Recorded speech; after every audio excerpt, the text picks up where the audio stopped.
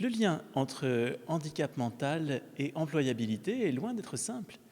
En réalité, nous avons toujours eu des difficultés dans ce champ puisque la plupart des personnes sont jugées au titre de leur handicap et non pas au titre de leurs compétences.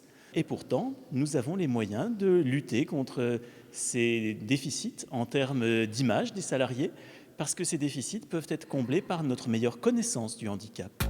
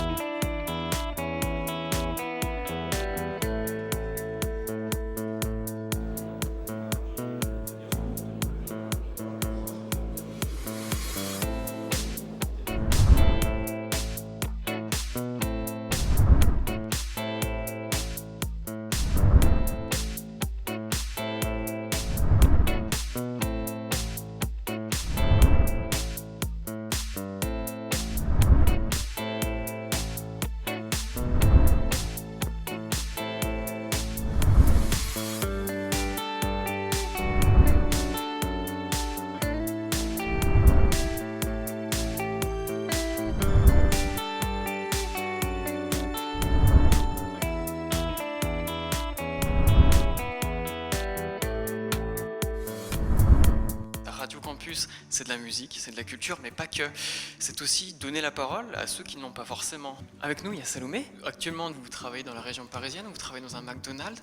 Ils sont très à l'écoute et dès que j'ai peut-être un petit souci ou autre, je vais voir mes responsables et ils s'adaptent par rapport à moi. Je suis très heureuse d'en arriver là actuellement et ça fait 1 an et demi. Du point de vue du monde de l'entreprise, est-ce que c'est plus compliqué de recruter justement une personne en situation de handicap mental ?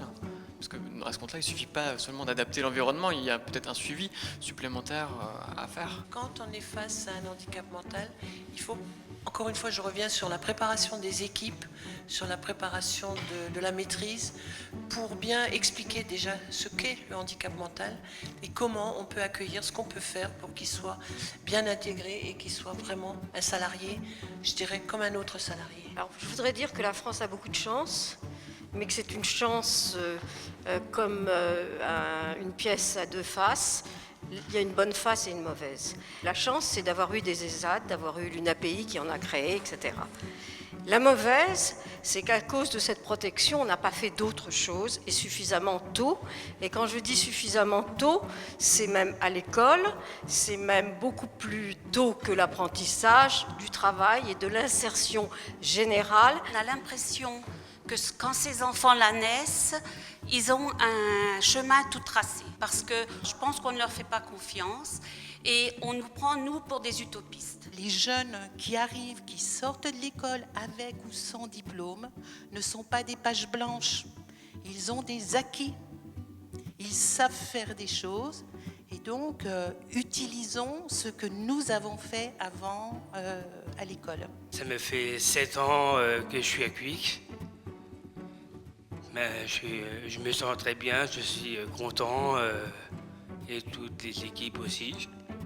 Depuis quelque temps, on le met au grill, donc il fait les sandwichs et tout. Il connaît bien ses méthodes.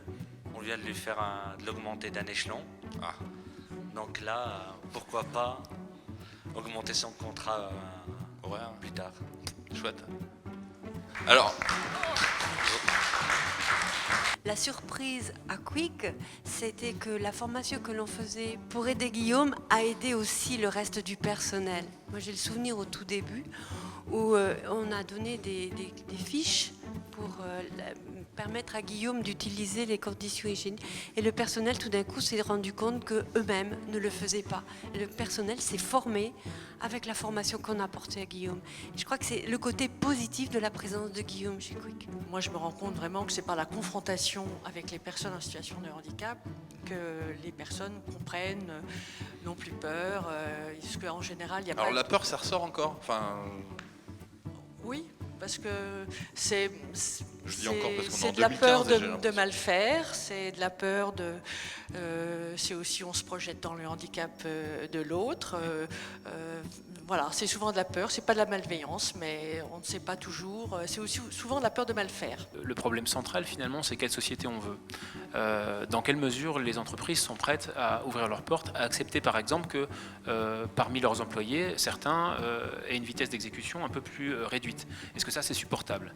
Est-ce que ça met en branle complètement mon entreprise? Est-ce que ça met par terre ma production si sur les 100 salariés que j'ai, il y en a un qui produit moins vite?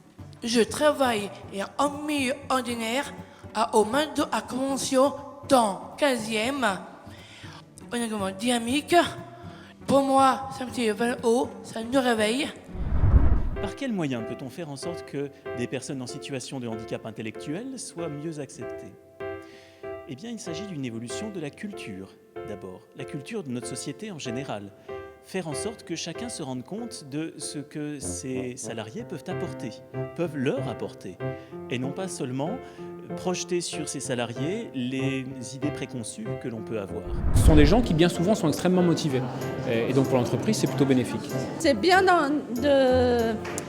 d'embaucher des personnes en situation de handicap, et ça, on n'est pas complètement différent des autres, mais il faut s'entraider malgré nos difficultés, malgré nos rythmes, en général. Je dirais bravo aux entreprises qui s'engagent dans cette voie-là. Moi, j'avais été frappée de voir des professionnels qui s'étaient retrouvés dans cette situation d'accueil d'enfants handicapés, de jeunes handicapés, et qui découvraient cette situation-là et qui disaient avoir eu beaucoup de réticences au départ et qui avaient été impressionnés par la motivation. Pour moi, c'est vraiment génial, c'est super, cool.